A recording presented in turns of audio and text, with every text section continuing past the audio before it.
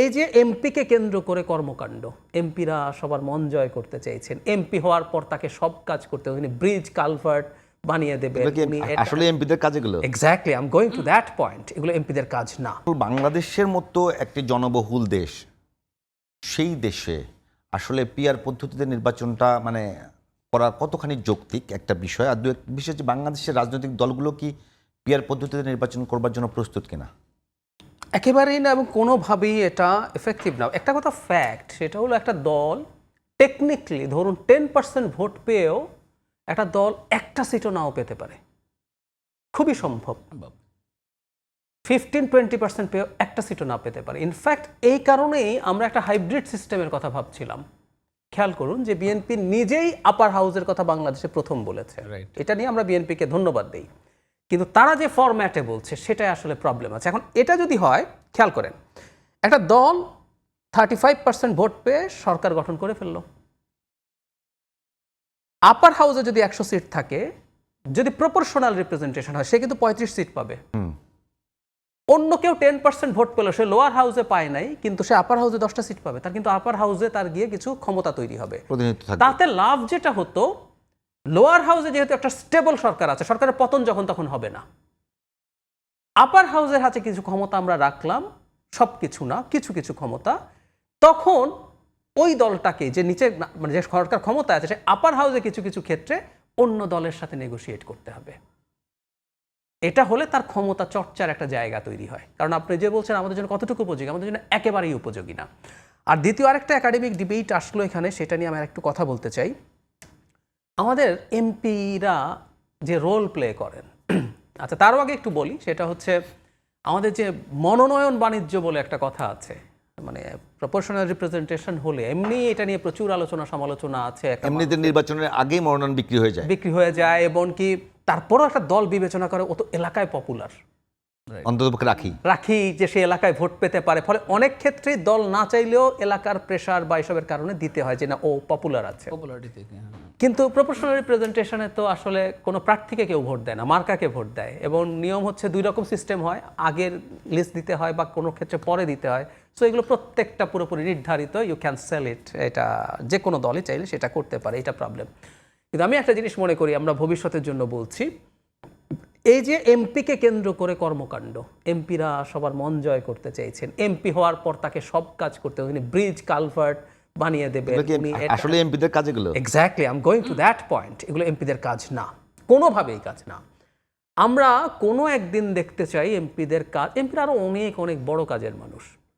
এমপিরা পলিসি ঠিক করবেন, আইন বানাবেন, আইন সংশোধন করবেন, এটি এমপিদের কাজ।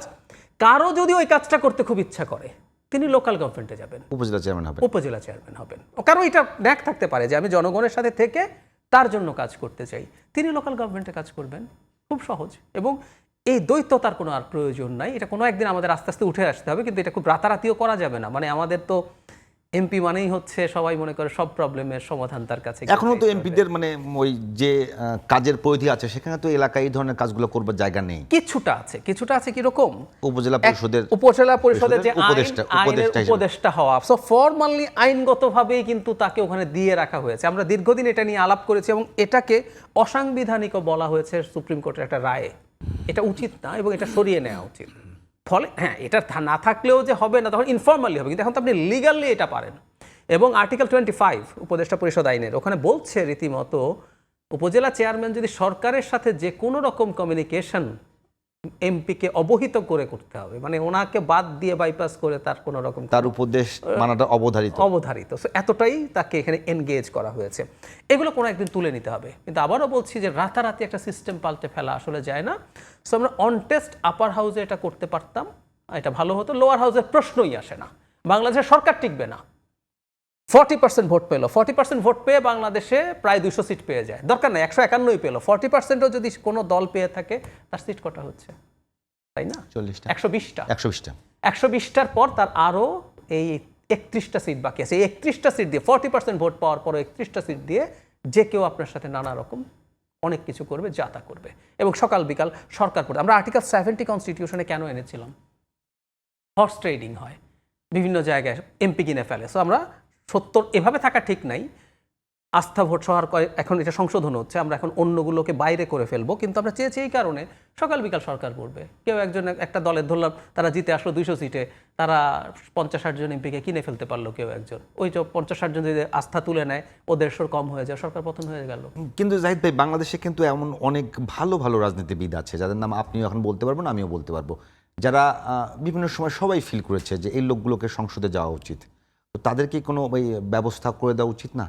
আমি সেই ক্ষেত্রে আমি যে বললাম একটা অপশন হতে পারতো আপার হাউসে যদি আমরা প্রপোর্শনাল, এই কারণেই দেখবেন যে এটার একটা জনমত আছে যে আপার হাউসে একটা প্রপোর্শনাল রিপ্রেজেন্টেশন, সেখানে কিন্তু সিলেকশন দেওয়া হবে, ওখানে কিন্তু উনি ভোট করবেন না, ওখানে যেই নির্বাচনটা হবে সেই নির্বাচনেরই ভোটের পার্সেন্টেজ অনুযায়ী হবে। সেই ক্ষেত্রে দল তখন একটা লিস্ট দেবে, বিএনপি যদি 40% ভোট পায় সে 40 জন পাবে, সে 40 জনের একটা তালিকা দেবে, তার মধ্যে আপনি যাদের কথা বলছেন তাদেরকে যদি তার সদিচ্ছা থাকে বা অন্য কোনো দল 10টা পেলো 5টা পেলো, সে তার মতো করে ওখানে নিয়ে যেতে পারবে।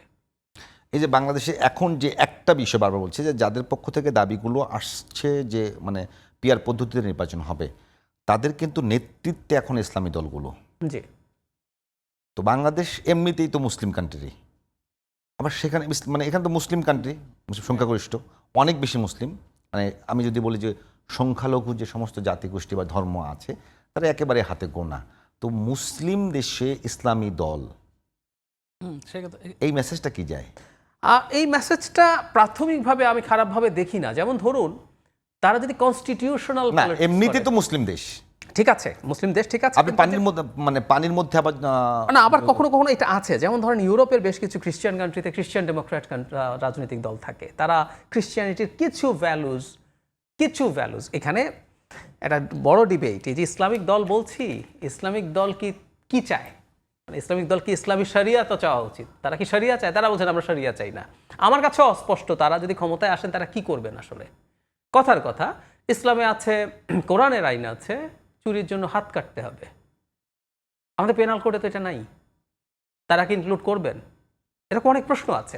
কিন্তু ওনারা সোফার যেটা বলছেন তারা একটা কনস্টিটিউশনাল পলিটিক্সই করবেন, ভোট করবেন, এই সংবিধান মানেন, তারা এই সংবিধানের মধ্যেই কাজ করবেন। তাহলে আবার ইসলামী দল কিভাবে হলেন, আমার সেটাও প্রশ্ন। একটা ইসলামী দল, আমি সেটাই বলছি যে যদি ইসলামী মানে ইসলামের তো রাষ্ট্র চিন্তা এই জিনিসটা নাই। আবার কেউ কেউ বলেন আছে, যদি থাকে সেটার একটা প্যাটার্ন আছে, সেটা তো আমার কনস্টিটিউশনের মতো না। আমাদের এখানে তো পুরো অর্থনীতিটা সুদ ভিত্তিক, ইসলামে তো যেহেতু ইসলামের মতো করে আমরা করতে পারছি না, সেখানে ইসলামী দলগুলো শুধুমাত্র দৃশ্যমান ঐক্যবদ্ধ হলো, তার রাষ্ট্র ক্ষমতা যাওয়ার চেষ্টা করলো, এটা মানে এইটার মেসেজটা কি যায় মানে আন্তর্জাতিক পরিমণ্ডলে? খানিকটা যাবে, কিন্তু আমার কাছে আবারও বলছি যে ইসলামী দলগুলো আবার আন্তর্জাতিক পরিমণ্ডলে একটা কথা আছে, তারা মনে করেন একটা ইসলামী দেশে তো কিছু ইসলামিস্ট মানুষ থাকবে। ইসলাম আর ইসলামিজম একই জিনিস না, দুটো ভিন্ন জিনিস। যেমন জুডাইজম হচ্ছে ইহুদি ধর্ম, কিন্তু জায়নিজম হচ্ছে এটার পলিটিক্যাল। হিন্দু ধর্ম আছে, আবার হিন্দুত্ববাদ আছে, হিন্দুত্ব বলে, দুটো দুই জিনিস। সো ইসলামিজম ভিন্ন জিনিস, যারা এই পলিটিক্যালি ইসলামকে নিয়ে কাজ করতে চান। এই আলাপটাও আছে যে একটা ইসলামিক দেশে যে মানুষজন ইসলাম নিয়ে রাজনীতি করতে চান, ইসলামিজম নিয়ে ভাবেন, তাদেরও একটা স্পেস থাকলে, যদি ডেমোক্রেটিক স্পেসে, এটা কেন বলে, যদি আপনাদের ডেমোক্রেটিক স্পেসে জায়গা না দেন তাহলে কিন্তু তাদের মধ্যে এক্সট্রিমিস্ট হয়ে ওঠার টেন্ডেন্সি তৈরি হবে। এই আলাপও আছে। ফলে তারা যদি রাজনৈতিকভাবে এরকম একটা করে এবং তারা যদি আমাদের কনস্টিটিউশনের বাইরে না গিয়ে আলাপ করেন, তারা যদি কোনো একটা পর্যায়ে তাদের মধ্য থেকে আসতে আলাপ যেখানে খেলাফত কায়েম করে ফেলতে হবে, এরকম কোনো আলাপ যদি করতে থাকেন, তখন প্রবলেম হবে।